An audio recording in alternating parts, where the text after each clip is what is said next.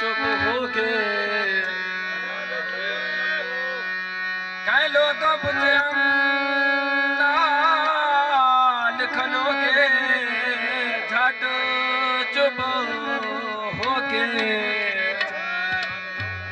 ते क्यों चिर के बैठ रहा दिल चो खड़ा सा भर के जवाब देतम इतू टुर गए यार को लेके मैं न रोके वड्डे वाल वधाए नी अब्दुल खान आसो पासो ख्याल रखे सारे दुश्मनों आए हुए नी आसो पासो ख्याल रखे